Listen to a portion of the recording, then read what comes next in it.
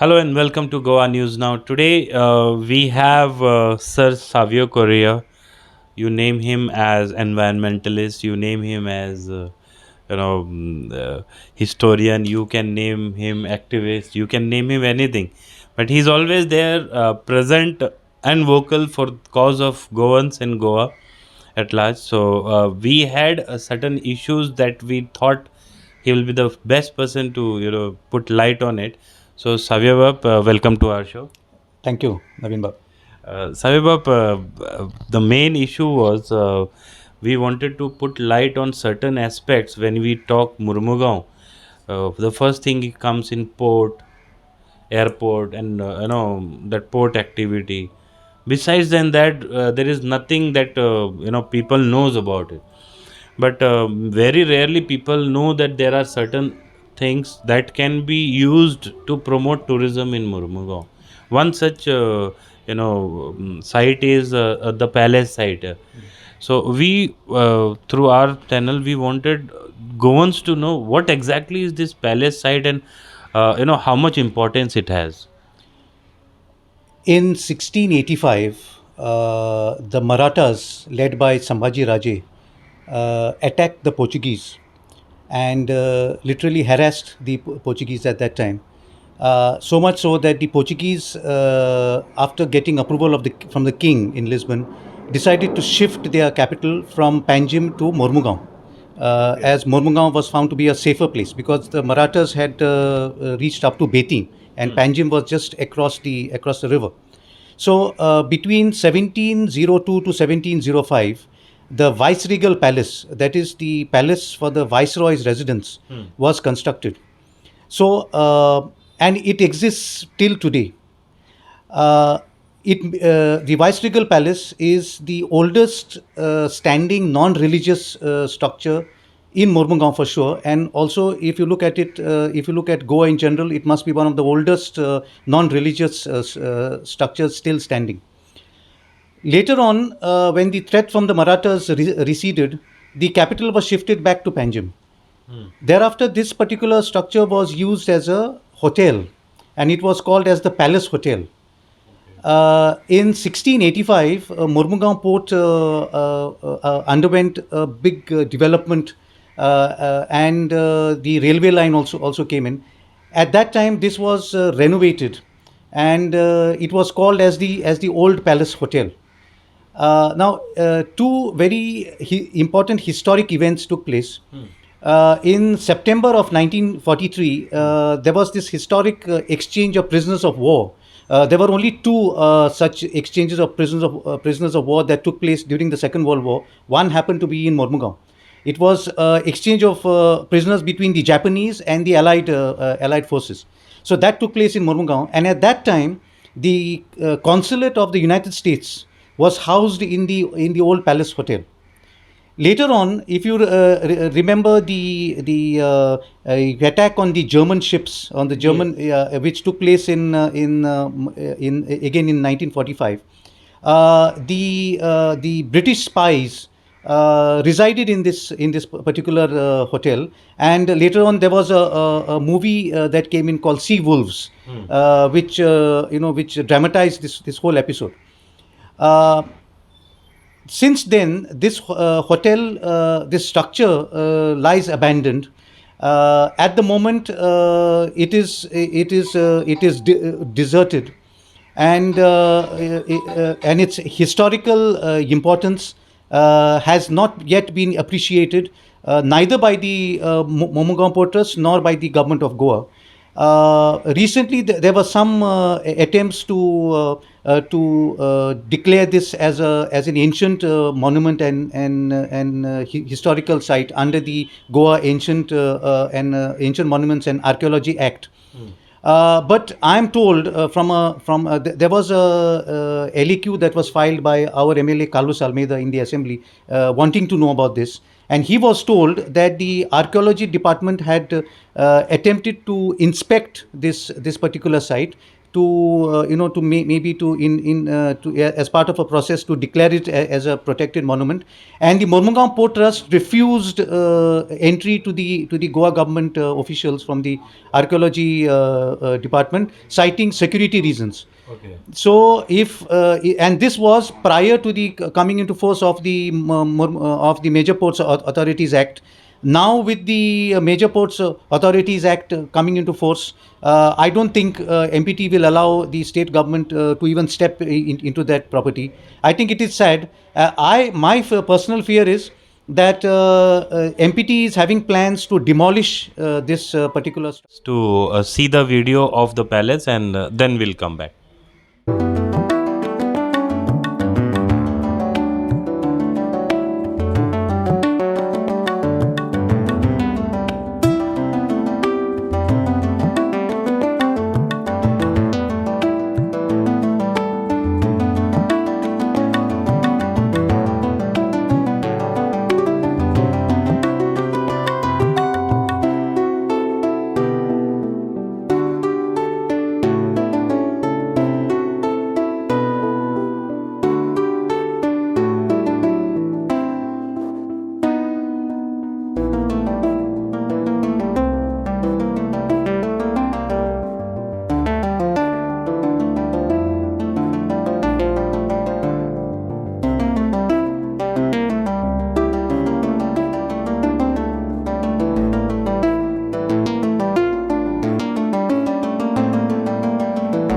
Yeah, welcome back. तुम्ही पहिला असतले what the kind of palace it is, and currently the situation also how it is in. So, Savio, you were talking about some MPT is now planned to demolish and all that. What exactly is that?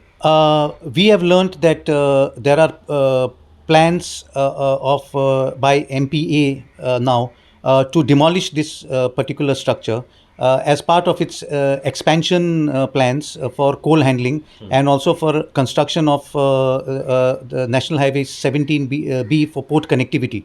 So I think it is absolutely necessary that this historic structure should be protected for the present generations and for the generation to come, because it is important that our future generations know about the history of Mormugao in particular and Goa in general. So, when we look at such kind of historic places having historical values, now even I was not aware that it is existing, and one of the non-religious structure existing in Goa. I don't think so. Many of us, in Goa would know about it. Don't you feel that these kind of structures would have been, taken on the priority, to preserve and to keep it, because when we talk about such structures, this can also help to the tourism industry to get a boost through such structures. Absolutely, Naveen Bab. We are being told of plans by the MPT and by the state government of developing a cruise terminal. I feel if that is so, this particular the location of this particular structure is so strategic. It is very close. It is just walking distance from the cruise terminal, and you'll have international cruise vessels coming in.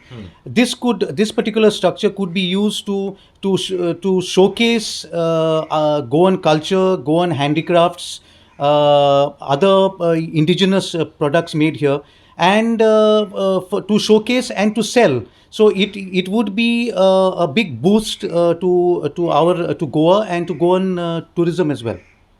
And when we see that structure, it is still standing the way it was earlier. Yes. That means if you go into the history, the kind of material used, something special is there.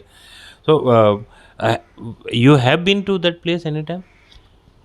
That place, entry to that place is prohibited, but I have seen it from the part that is adjoining the main road going down to the to the harbour road. But entry to this particular building is prohibited because it comes within the MPT's prohibited area. It's quite sad, no? Such areas where we can, showcase our Goa, and when you say World War II, it was used. Yes. prior to that it was used as something or the other. We could have preserved it, or we could have kept it open for public. Otherwise, how people will come to know? Don't you? Absolutely. I think it is in the public interest that this particular building is protected, it is renovated, and it is opened up for the public, and it is put to some good, productive use so that it can help the people in general. Sabibap, for our viewers, I just wanted to know, since it is a prohibited area now, and I don't know MPT would be, kind enough to allow people. Uh, anywhere people, whoever searching online can find the history and information about this palace. There are a lot of historical publications, books that refer to this particular monument, to this particular structure. Besides that, a lot of historians have written about this and have studied these events that have taken place where this particular structure finds a reference. Now coming to the other areas of importance, we have Mormugao Fort. Um, how important that is also as part of history, history and today's. Now, if you future generation, if they know of the history, can you just share certain points on that? See, my perception is that for many people in Goa and maybe even in our government, Mormugao Taluka and Vasco da Gama is like it's like a terminus. It's like the end of somewhere. It is like a back of beyond. It doesn't exist. So it's not been given the importance that I think it deserves. See, we have the airport so far. We have the airport in Dabolim, which is in Mormugao Taluka. We have the Vasco da Gama railway station where many of the major national trains, they come. But the people come here, they land here, and then they move out. So I feel that there is an opportunity that is waiting to develop Mormugao not only as an industrial place, which it already is, but also to appreciate its tourism potential, to appreciate its historic potential, and to open up these areas. We have the Mormugao Fort, which is already declared as a historical site. Then we have the Old Palace Hotel. There are so many other places. We have Baina Beach, which can be beautified and thrown open to the public. There is so much potential, which I think has been somehow not realized or not appreciated. So Suppressed by the. it is suppressed, I wouldn't say, but maybe nobody has ever bothered about it because, as I said, for many, Mormugao is like the back of beyond. Nobody, it doesn't even exist. So I feel, and I would appeal to the decision makers that do take a look at Mormugao and try and develop these areas for in the interest of the people of Mormugao, in the interest of people of Goa, and in the interest of tourists, the thousands and lakhs of tourists who visit Goa every year. Yeah, just like how you said, there is one monkey beach. You must be aware of it. Yes.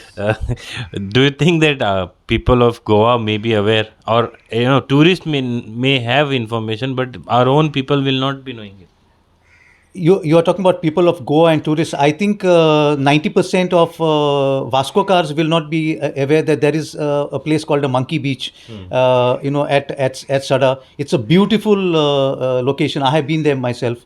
Unfortunately, it has not been exploited or explored. In fact, you have these boats coming in from elsewhere. They just come there. They park, and then they have a small kind of a party for the tourists, and then they go back. So I think places like these should be explored and should be developed.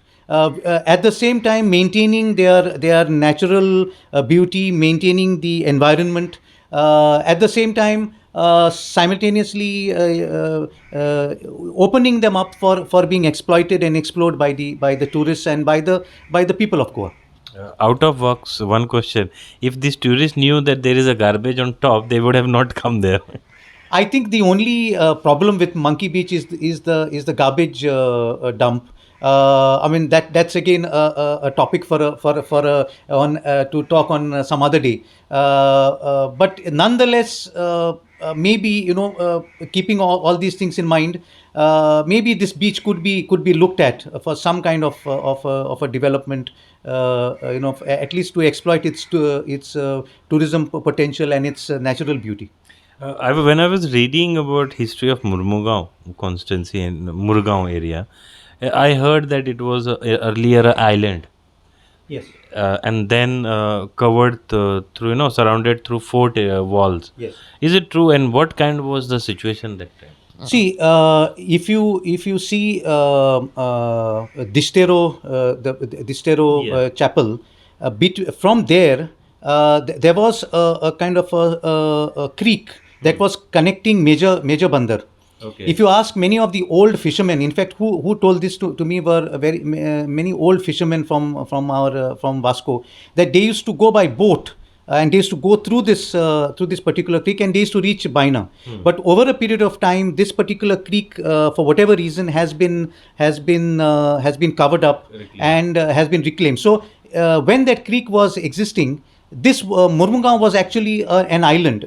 This whole headland area, your Bogda, Jeti, Sada, that and Elmont, that and Distero, that whole area was an island. And if you see, even at Distero, down near the beach, there are some fort walls. In Monkey Beach, there are these huge stone walls. fort walls. So that whole area must have been at some point of time a kind of a fort that was protected on all sides by water. Okay. Yeah. And during World War II, that fort near the MPT administrative house, Yes. administrative area, Yes. that was also used. I was told by somebody. Is it true that? No, the fort did not have any use in modern warfare. That is in the World War. neither in the World War II, neither in World War One. But it was built by the Portuguese as part of its efforts to shift its capital to Mormugao, and also it was very strategically located, because any ships that would that could enter Zuari River, and even the Mandovi on the other side, would be within striking distance from this particular port. So from this particular fort, so any enemy ships would be targeted from this area. But bird eye view can be. Yes, because if you go to the fort, it gives you the view of the entire bay and the sea, and the mouths of both the Zuari and the Mandovi rivers are, you can say, almost visible from this place. There is one not island, pilot point. Have you been Yes, to that pilot point? yes. Do you think it is a beautiful place to see the port area if it is clean? At one point of time, it was. I remember going to Pilot Point during my childhood. It was it you know it that was the best place to have a view, or a bird's eye view of the port. Today, I would advise no one to go there, because the only thing that you can see there are stacks of coal, and everything has turned black. So unfortunately, today it is no longer attractive place to go to. But once upon a time, definitely it was that was the place that from where you could see the entire port. My final question would be, sir, if MPT comes forward, and if MPT is claimed, like, they are people oriented, they want to be part of community, then how better we can have, how better we could have explored the Murmugaon as considering tourism, as, a point of view of tourism. See, my dad is 89. He's going to be 90 later this year. So I was asking him, being an MPT watcher myself, I was asking him how was it, during his time. He moved into Vasco in the 1950s. So he's been around now for almost 60, 70 years in Vasco. So I was asking him how it was. He told me that there was a very symbiotic and close relationship between MPT and Vasco city and the Vasco residents. And, it was a very friendly atmosphere. It was only in the late 90s when this coal moved in and privatization started, that this tussle or the conflict began. If you ask me, MPT was always a friendly port. It was already always a friendly place. A lot of people worked there. So, a lot of my friends, whom I have during my student days, their parents worked in MPT. They resided in the MPT colony. So it was all a nice, peaceful society. I think with the coming of coal and with the privatization, this sort of atmosphere broke down, and that is why we have this serious conflict between or friction between MPT, MPA now, and the residents of Murmugaon and Vasco. So that would be the future won't be so clear now, and people has to suffer. And if you look at the leaders today, whoever are standing, if you look at them, many people are talking about development and other issues. Nobody is talking about promoting Murmunga as a tourism hub. That's also a very sad part to note. At since I have interviewed many candidates, many people have told that they will do this development, that project, this project, but when we talk about tourism, then they say, yeah, that is also a part of it.